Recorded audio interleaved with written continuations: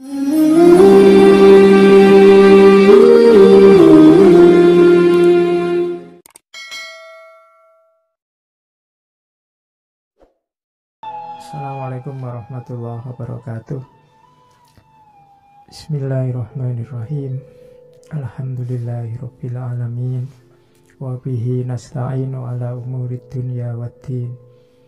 Allahumma sholli wa sallim wa barik ala habibina wa syafi'ina sayyidina wa maulana Muhammadin wa ala alihi wa ashabihi ajma'in. Amma ba'du.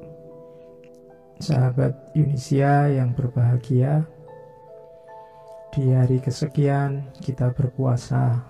Mungkin sudah banyak hal kita alami, sudah banyak pengetahuan, wawasan, ilmu baru dari berbagai kegiatan, dari berbagai ustadz, dari berbagai ceramah yang kita ikuti.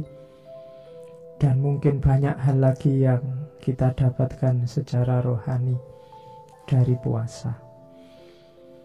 Kalau kita perhatikan kitabnya Ghazali yang dikenal sangat produktif, menulis kitab tebal maupun kitab tipis.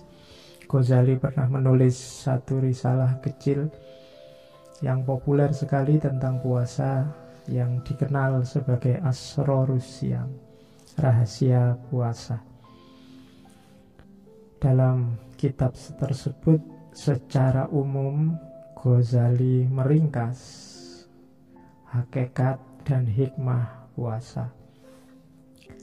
Menurut Ghazali, puasa itu di antara seluruh level keimanan kita, dia adalah seperempatnya, katanya Ghazali.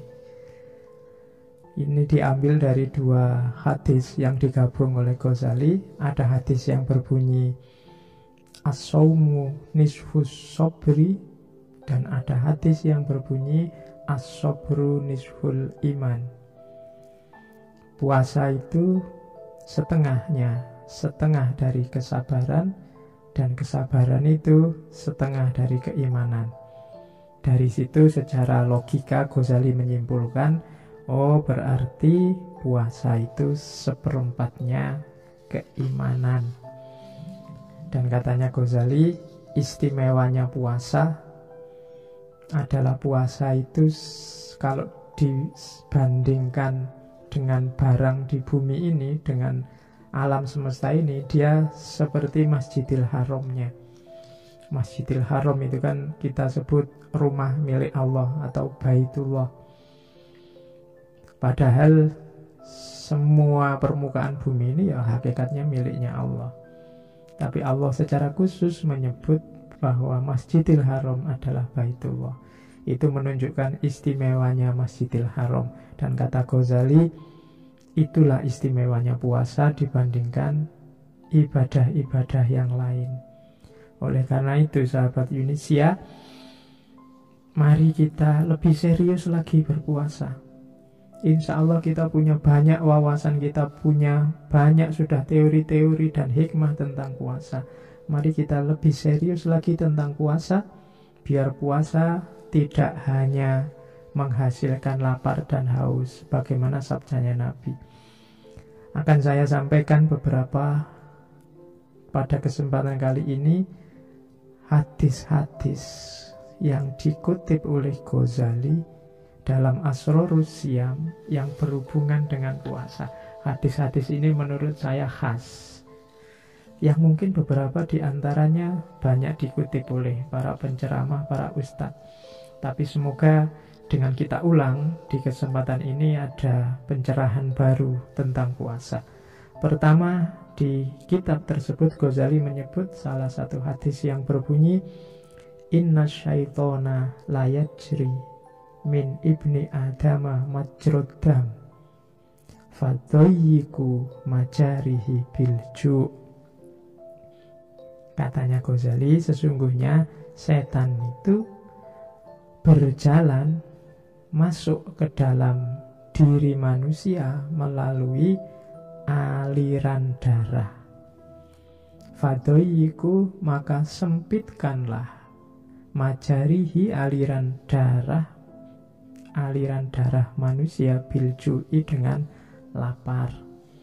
Ayat ini boleh diartikan letterlek apa adanya, bisa juga diartikan hadis ini bisa juga diartikan simbolik. Simbolik itu artinya setan tidak akan masuk ke dalam diri kita. Setan susah mempengaruhi kita kalau kita dalam kondisi lapar. Ini di banyak filosofi dijelaskan bahwa manusia itu sering dikuasai oleh nafsunya. Nah, nafsu ini kalau menurut hadis tadi bisa lemah dalam kondisi kita lapar. Maka Allah melatih kita untuk melaparkan diri di bulan puasa ini dalam rangka agar kita tidak selalu disetir, dikungkung oleh hawa nafsu.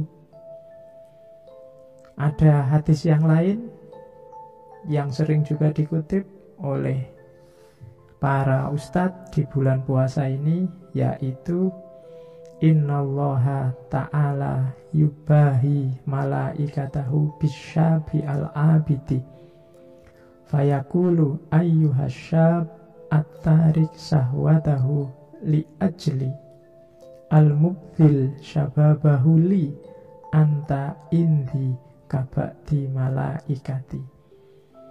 Ini juga hadis yang menunjukkan keutamaan orang yang masih muda, maksudnya orang yang masih kuat, yang harusnya masih menggebu-gebu, masih bergelora, nafsu dan ambisinya masih besar, tapi mendedikasikan dirinya untuk agama, untuk ibadah, meninggalkan syahwatnya, menyapih nafsunya sebagai hasil dari puasa, antara lain itu. Kalau dalam penjelasannya Ghazali.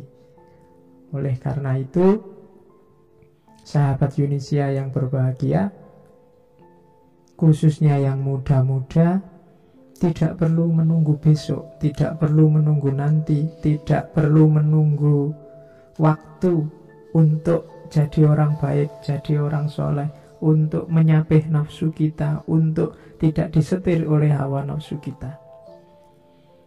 Karena sebagaimana disebut dalam hadis tadi, Allah membanggakan kita yang muda-muda di hadapan para malaikatnya. Anta indi kabakti malaikati. Engkau, kalian wahai anak-anak muda yang mampu menyapih nafsunya, yang mampu puasa lahir dan batin, engkau bagiku ibarat para malaikatku.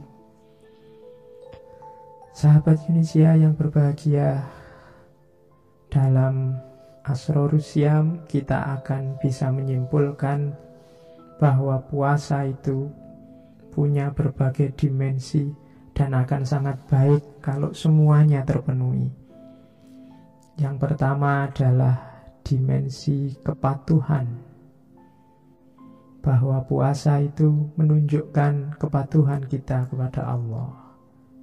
Yang kedua adalah dimensi pelatihan atau riyadhah, bahwa puasa itu adalah saat kita melatih diri kita, saat kita melakukan riyadhah untuk menaklukkan hawa nafsu lahir dan batin kita.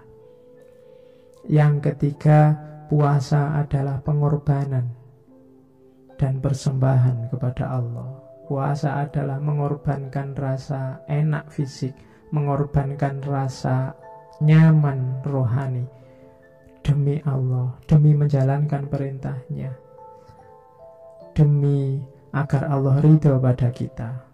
Jadi dimensi puasa yang ketiga adalah puasa merupakan pengorbanan. Yang keempat, puasa adalah penyucian jiwa, tazkiyatun nafas. Dengan berpuasa kita dilatih untuk membersihkan rohani kita dari hasrat-hasrat duniawi. Yang kelima, puasa adalah perjuangan, jihad, mujahadah. Rasulullah pernah mengutip salah satu hadisnya. Rasul menyebutkan bahwa jihad paling berat, jihad paling besar adalah jihad menaklukkan diri sendiri, menaklukkan hawa nafsu. Dan itulah persisnya yang kita lakukan di bulan puasa ini. Kemudian yang keenam, puasa adalah keikhlasan. Puasa adalah ibadah yang hanya kita sendiri yang tahu. Puasa tidak bisa dipamerkan. Puasa tidak bisa ditunjuk-tunjukkan. Hanya Allah yang tahu kita benar-benar puasa atau tidak. Maka puasa punya dimensi keikhlasan. Katanya sebuah hadis qudsi, as-saumu li wa ana ajzi bihi. Puasa itu untukku dan aku yang akan membalas, karena aku yang tahu apakah puasa itu ikhlas atau tidak. Kemudian dimensi terakhir dari puasa, bahwa puasa itu adalah hikmah dan iktibar. Dari puasa ada banyak sekali pelajaran yang bisa kita ambil. Dari puasa ada banyak hikmah, banyak iktibar yang bisa kita dapatkan. Puasa mengajari kita kelemahan manusia. Puasa mengajari kita bahwa dimensi rohani itu sangat penting dalam kehidupan beragama. Puasa mengajarkan kita untuk tidak terikat, untuk tidak disetir oleh hawa nafsu. Puasa mengajari kita kelemahan dan keterbatasan diri kita sebagai manusia. Ternyata kita yang sering sombong, sering membesar-besarkan diri, sering membanggakan diri, itu punya banyak sekali keterbatasan dan kelemahan.